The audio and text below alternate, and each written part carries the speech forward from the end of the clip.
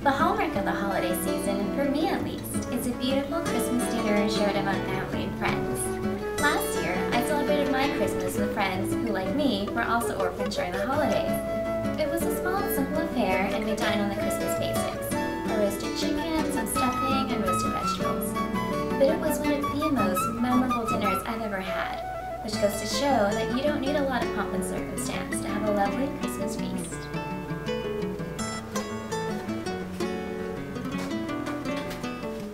The crown and glory of most Christmas dinners is a roasted turkey, but I think a roasted chicken is just as good, if not better. It takes faster to cook, and a smaller roasted chicken means less leftovers, which also means you can indulge in more holiday treats a little later. So we have here a 4-pound chicken which has been sitting at room temperature for about an hour or so. First thing we're going to do is we're going to season the inside and out with some salt and pepper. So once you season the chicken with some salt and pepper, we are going to get some flavorings to put inside our chicken. We're going to get 3 cloves of garlic, which we're just going to smash and peel to help release the flavors.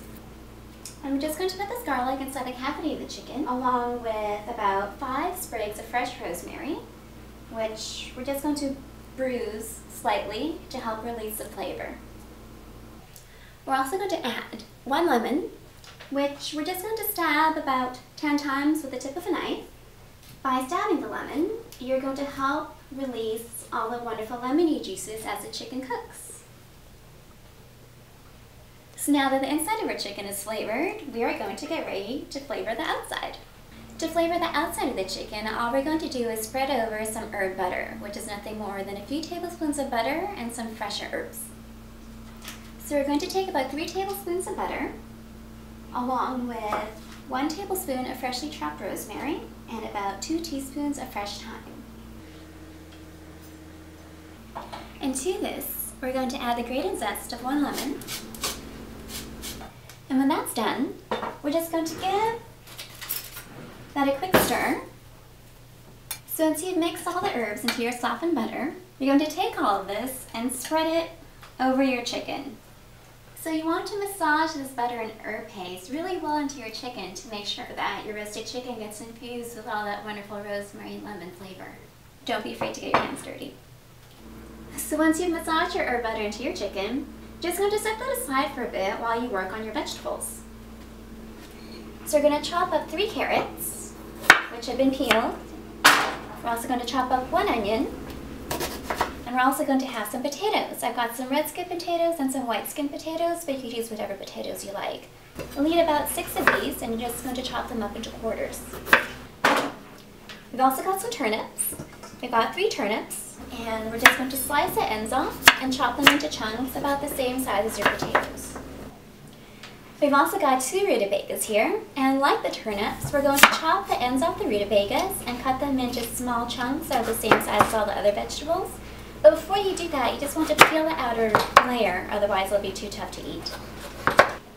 And last but not least, we also have our leeks. I've already taken off the tough outer layer of the leeks, and what we're going to do now is we're going to trim the ends and the tops off, and we're going to cut these into quarters, and we're going to rinse this under warm water just to make sure we get all the dirt out. So as you've chopped up all your vegetables, you're going to want to toss them in some olive oil and some salt and pepper. Now the easiest way to do that would be in the roasting tin, given the sheer volume of vegetables that we have. So what we're going to do is we're going to remove the chicken onto a plate, and we're going to toss the vegetables in the roasting tin.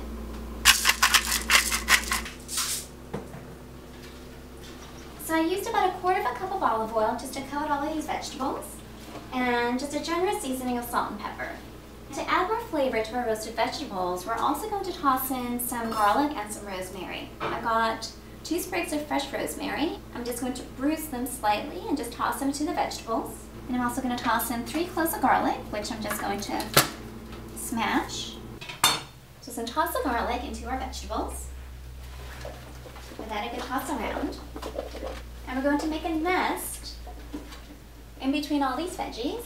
And we're going to nestle our chicken right in the middle.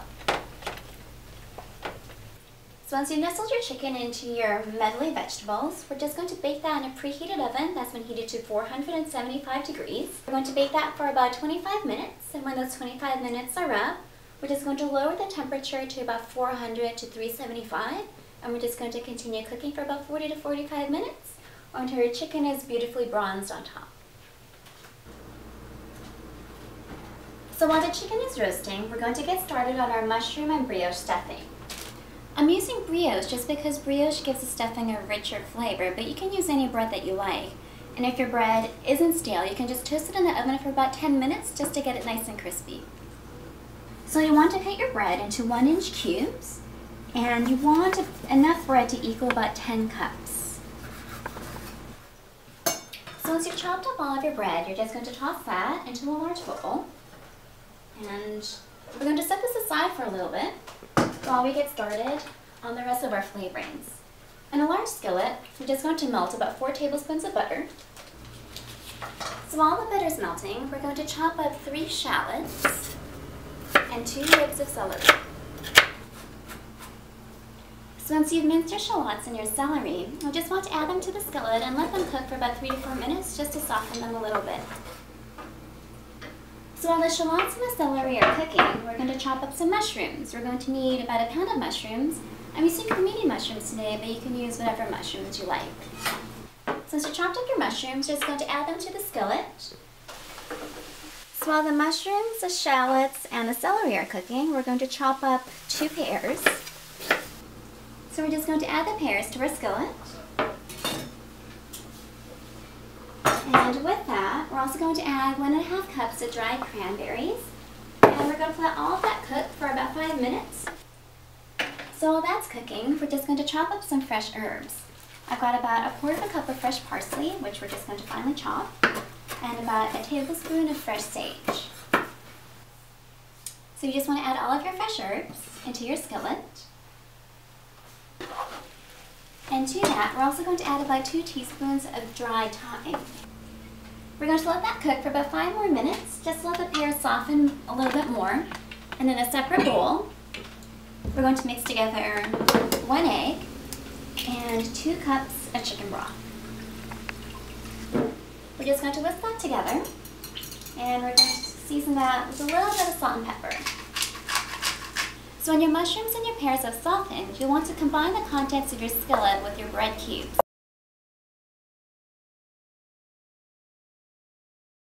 Egg mixture.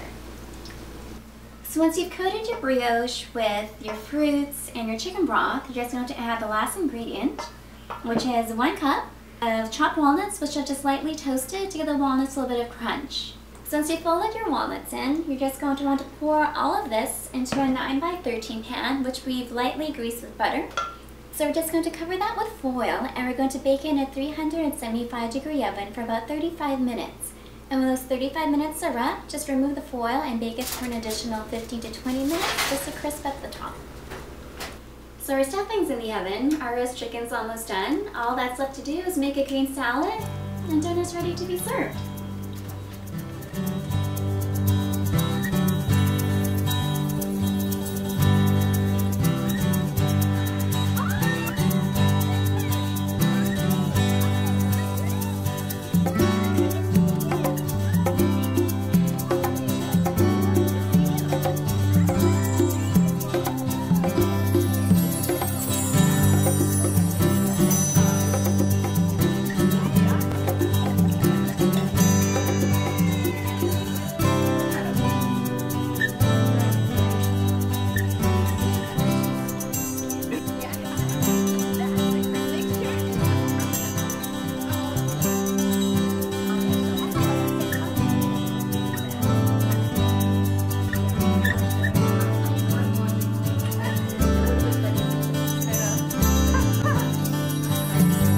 The holidays are all about celebration. So whether your celebration is a small, intimate gathering or a large, grand production, I hope your holidays are filled with good food, good company, and abundant blessings. Merry Christmas! Last Christmas, I celebrated my Christmas. No, that doesn't sound right. Take shorter to cook, and the smaller chicken means less. What does a smaller chicken mean? I don't know. Oh! Bailey! It's going to help expand the lemon, and when you make little... We also got some rutabagas. Rutabaga?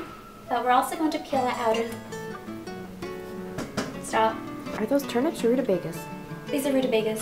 What did I say? Turnips. Jeez! Oh my god. How do you cut a freaking rutabaga? Maybe don't film this. I was gonna say scallops. These aren't scallops. What are they called again? Shallots. Shallots. Jeez. I hope your holidays are filled